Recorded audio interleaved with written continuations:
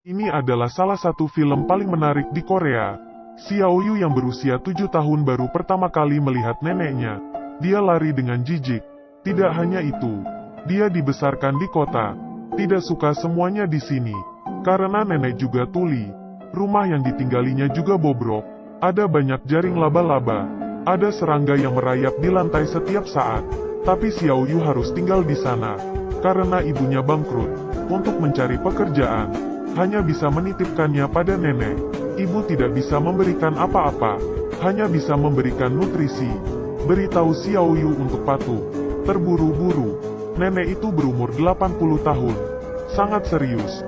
Dia ingin menuntun anak itu. Tapi anak itu marah. Nenek tahu Xiao Yu kesal. Dia menarik tangannya dan menggambar lingkaran di dadanya. Minta maaf pada Xiao Yu. Kemudian dia berjalan pulang ke rumah. Saat makan, anak itu makan di meja tua. Makan daging kaleng yang saya bawa dari kota. Nenek memberi kimchi. Tapi dia tidak menghargainya. Berikan kembali kepada nenek sayur dan nasinya. Anak itu enggan berbicara dengan nenek. Hanya bermain setiap hari. Membawa sepatu skatenya. Nenek tahu Xiao Yu tidak suka dengan dirinya. Dan coba untuk tidak memberitahunya. Tapi matanya tidak pernah meninggalkan cucunya. Dalam hati juga berharap cucunya mau berbicara dengannya. Malam itu, nenek sedang menjahit baju.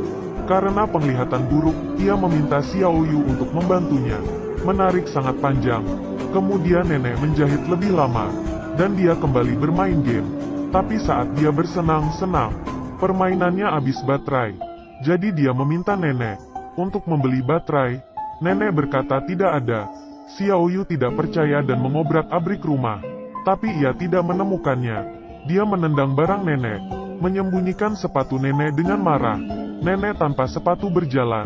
Ambilkan dia air untuk memasak. Bahkan saat nenek sedang tidur siang, diam-diam mengambil jepit rambut nenek, ingin mengambil baterainya.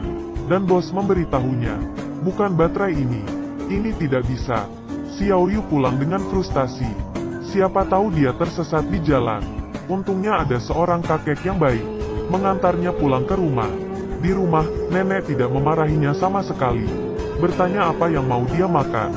Xiao Yu mengeluarkan brosur KFC dan memberitahu nenek. Dia ingin makan itu. Nenek mengira Xiao Yu ingin makan ayam. Jadi dia mengambilnya. Tanaman obat yang disimpan di gunung habis.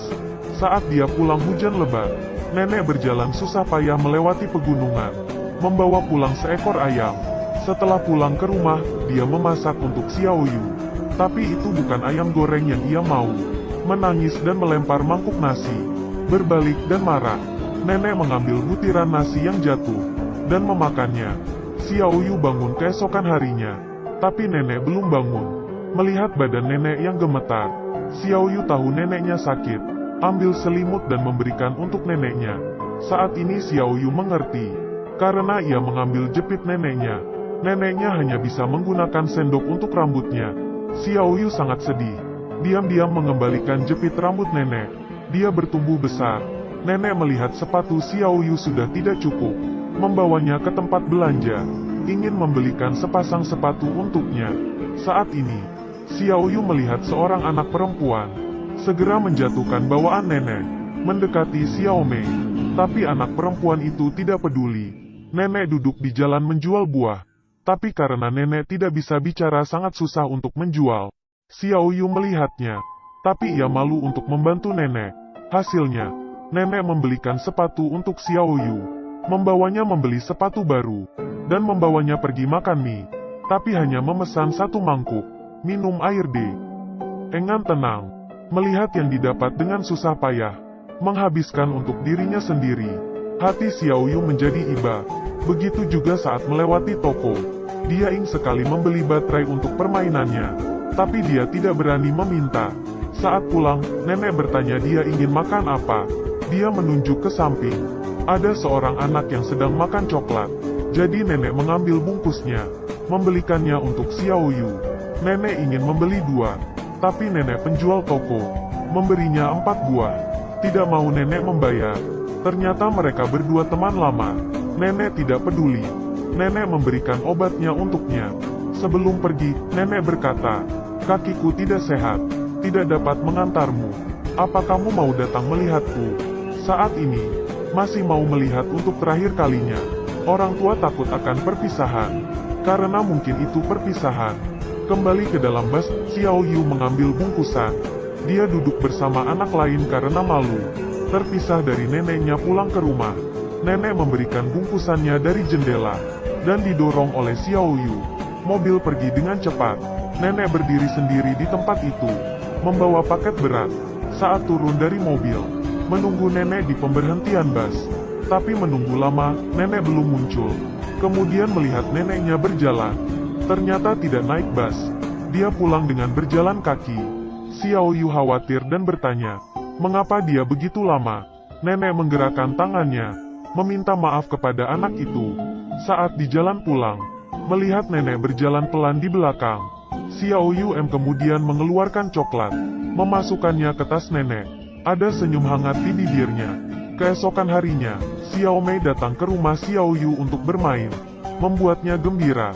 Dia membawa keluar semua mainannya, bersiap untuk kedatangan Xiao Mei. Sebelum pergi, dia bercermin melihat wajahnya, tapi ia tidak puas. Kemudian nenek membantunya menggunting rambut, tapi Xiao Yu tertidur.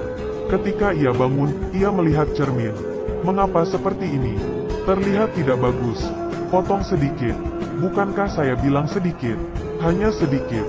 Seperti ini mana bisa bertemu Xiao Mei? Tidak ada cara. Xiao Yu ingin menutupi kepalanya dan berangkat ke rumah Xiao Mei. Dia melihat kotak jelek. Tidak boleh Xiao Mei melihatnya. Dia memasukkan ke celananya. Setelah beberapa lama, Xiao Yu pulang, membawa sebuah boneka cantik. Itu adalah hadiah dari Xiao Mei. Dia sangat bahagia, dan bermain papan luncur di lereng bukit yang curam. Namun sayangnya dia terjatuh, dan gerobak rusak, dan lututnya luka. Xiao Yu yang terluka membawa bonekanya, jalan pulang yang sulit, dan seseorang dari desa yang sama memberitahunya, sapi akan lewat, tapi dia tidak percaya. Dia pikir anak itu berbohong, dan ternyata benar ada sapi gila. Karena kakinya sakit dia tidak bisa berlari, dan temannya membantunya mengusir sapi gila itu. Ia meminta maaf pada temannya. Ternyata belum lama ini, dia juga menipunya, tapi ia membalas dengan kebaikan. Ini membuat Xiao Yu sangat malu. Saat jalan pulang, Xiao Yu ingat di sakunya, dan membuka kotak itu, ada permainannya dan beberapa uang. Untuk Xiao Yu membeli baterai. Melihat ini, air matanya berlinang. Dia merasa bersalah pada nenek. Saat berjalan ke lereng bukit, Xiao Yu melihat neneknya yang sedang mencarinya. Neneknya menghampirinya, menyeka air matanya, melihat lukanya, sangat sakit. Kemudian nenek memberi surat kepada Xiao Yu. Ibunya ternyata sudah menemukan pekerjaan, akan menjemputnya pulang. Tapi Xiao Yu tidak senang. Apa yang nenek lakukan ketika dia tidak ada? Jadi Xiao Yu memutuskan untuk mengajari nenek menulis. Dia berharap nenek dapat menulis surat untuknya, karena neneknya tidak sekolah. Jadi Xiao Yu berkata, jika nenek sakit, tulis sebuah surat untuknya. Jadi saya tahu, dan bisa kembali dengan cepat. Mengertikah? Sebelum berangkat, Xiao Yu membantu nenek, karena dengan seperti ini, nenek tidak perlu menghabiskan waktu mencarinya. Keesokan harinya, ibu membawa Xiao Yu pulang. Nenek tidak bisa melihatnya. Ingin tinggal tapi tidak bisa bicara. Xiao Yu tidak sanggup melihat nenek. Dirinya tidak tahan. Akhirnya mobil maju. Xiao Yu berlari ke belakang mobil, angkat tangan dan menggambar lingkaran di dadanya. Minta maaf pada nenek. Tidak bisa menemaninya dengan baik. Demikian juga dengan cinta nenek. Kemudian mobil melaju jauh. Hanya menyisakan bayangannya. Ingin berbalik tapi tidak dapat. Di tengah kehidupan kita, akan ada kata sudah terlambat, membuat orang menyesal ketika mengingatnya. Jadi jangan menunggu saat itu. Mereka yang mencintai kita tanpa syarat, satu waktu akan pergi, akan merindukan kebaikan mereka. Lebih banyak perhatian saat mereka masih hidup, lebih penting dari apapun. Film ini didedikasikan untuk seluruh nenek di dunia. Berharap mereka semua bahagia dan sehat.